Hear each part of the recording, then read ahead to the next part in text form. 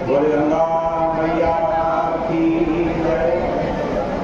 बोले सत्य सनातन धर्म की जय। बोले श्रीमद् भागवत महापुराण की जय। पतित पावनी कलिमल हारिणी मंगलकारिणी मोक्षदायिनी माँ गंगा मैया का ये पवित्रतम तीर्थ हर की पैड़ी ब्रह्मकुंड है। श्रीमद् भागवत महापुराण की चर्चा निरंतर आप श्रवण कर रहे हैं। श्रीमद् भागवत महापुराण के 12 स्कंद का आज 4था अध्याय प्रारंभ कर रहे हैं। सुखदेव जी महाराज ने परमाणु आदि से लेकर काल का वर्णन करते हुए बताया कि 1 सहस्र चतुर्युग का ब्रह्मा का एक दिन होता है, उसी को कल्प बोलते हैं। और उस एक कल्प में 14 मनु होते हैं। इसके बाद श्री सुखदेव जी ने प्रलय आदि का वर्णन किया और कहा कि जब ब्रह्मा की आयु बीत जाती है तब 7 प्रकृतियों का प्रलय हो जाता है। इसका नाम प्राकृत प्रलय होता है। ब्रह्मा जी का जो एक दिन है वह तो नैमित्तिक प्रलय के अंतर्गत है। उनकी आयु समाप्त होने पर जो प्रलय होता है उसको प्राकृत प्रलय बोलते हैं। उस समय सृष्टि में बड़े बड़े उपद्रव होते हैं और पंचभूत का प्रलय हो जाता है। उसमें पृथ्वी आदि सब लीन हो जाते हैं। नैमित्तिक प्रलय में पंचभूत का प्रलय नहीं होता, केवल प्राणियों का प्रलय होता है। सुखदेव जी कह रहे परीक्षित, नित्य प्रलय, नैमित्तिक प्रलय और प्राकृत प्रलय, ये तीनों काल के चक्र में अनेक प्रकार से समझाए गए हैं। जो वस्तु प्रतिक्षण बदल रही है वह भी नित्य प्रलय है। नींद में सो जाना भी नित्य प्रलय है। इस प्रकार नित्य, नैमित्तिक और महाप्रलय प्रकृति की धारा में होते ही रहते हैं।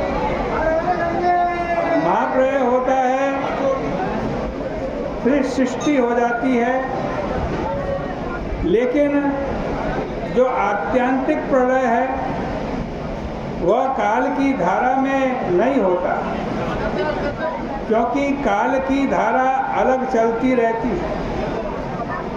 जो अपने स्वरूप को जान लेता है वह परब्रह्म परमात्मा से एक हो जाता है।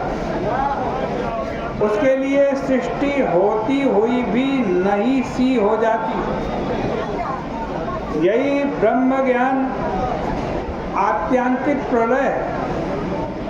ब्रह्म ज्ञान से जो संपूर्ण प्रपंच का बाध होता है उसी को आत्यंतिक प्रलय कहते हैं। बुद्धीन्द्रियार्थ रूपेण ज्ञानम भाति तदाश्रयम।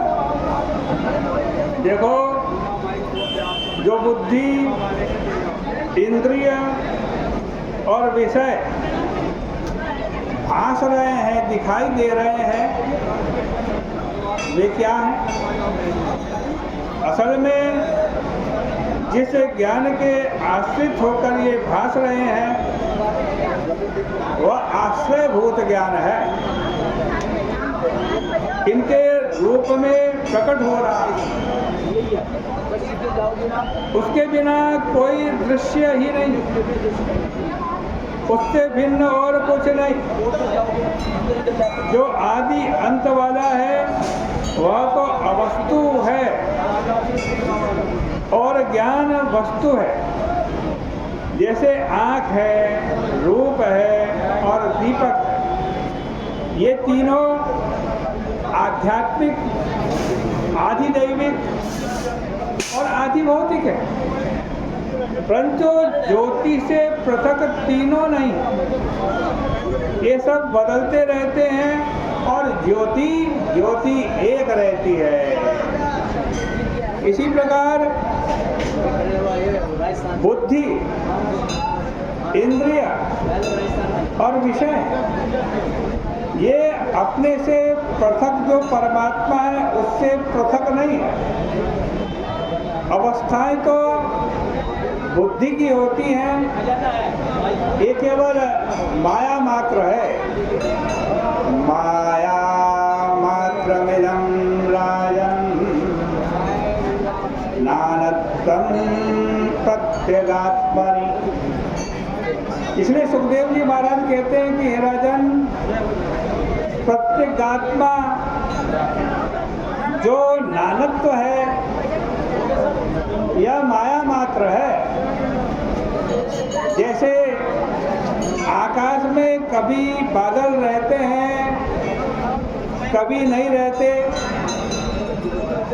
जितने अवयवी हैं वे सब अवयव ही होते हैं, परंतु ये सब के सब बिना अर्थ के ही भासते हैं। बिनार्थेन प्रतीयेरन् पटस्ये वांग तंतवः। असत में जो व्यक्ति और जाति दिखाई पड़ती है वह सब का सब ब्रह्म है। यह सामान्य विशेषाभ्याम, दो व्यक्ति और द्विजत्व रूप सामान्य जाति दोनों भ्रम है, क्योंकि दोनों अन्योन्याश्रित और आद्यंतवंत है, अवस्तु है। विकार प्रसिद्ध होने पर भी अनिर्वचनीय ही है। यदि कुछ है तो वह परमात्मा से बिल्कुल जुदा है। यदि कोई अज्ञानी पुरुष सत्य को नाना मानता है तो नानात्व कैसे होगा? वैसा ही होगा जैसे एक ही आकाश में नाना घरों के कारण नानात्व है, एक ही ज्योति में नाना दीपों के कारण नानात्व है, एक ही हवा में शरीरों की उपाधि के कारण नाना प्राणत्व है, और एक ही सोने में नाना आभूषणों के कारण नानात्व है। इसी तरह परमात्मा का अनेक रूपों में वर्णन होता है। जिस प्रकार सूर्य में बादल दिखता है और वह सूर्य तथा सूर्य के अंशभूत चक्षु को ढक देता है, इसी प्रकार यह अहंकार जो ब्रह्म में प्रकट हुआ है, ब्रह्मांश आत्मा को ही आवृत करता है। जब अर्क प्रभाव धन विदीर्ण हो जाता है तब चक्षु रूप को देखती है। इसी प्रकार जब उपाधि नष्ट हो जाती है तब आत्मज्ञान होता है। तुम विवेक की तलवार लेकर सब भ्रमों और उपाधियों को नष्ट कर डालो। परीक्षित, कई लोग वर्णन करते हैं कि जो क्षण क्षण में वस्तुओं की उत्पत्ति और उनका विनाश होता रहता है, वही प्रलय है। यह सब नारायण की लीला है। जो संसार रूपी समुद्र से पार जाना चाहते हैं, उनके लिए भगवान की लीला कथा रस निषेवण के सिवाय और कोई उपाय नहीं है। इस भागवत महापुराण को पहले नारायण ने ब्रह्मा जी को, ब्रह्मा जी ने नारद जी को, नारद जी ने कृष्ण द्वैपायन को बताया था। हे परीक्षित, वही मैंने तुम्हें सुनाया, आगे सूत जी शौनक आदि सुनाएंगे। इस प्रकार से श्रीमद् भागवत महापुराण के द्वादश स्कंद का ये चौथा अध्याय यहीं परिपूर्ण होता है। बोले कृष्ण कन्हैया लाल की जय।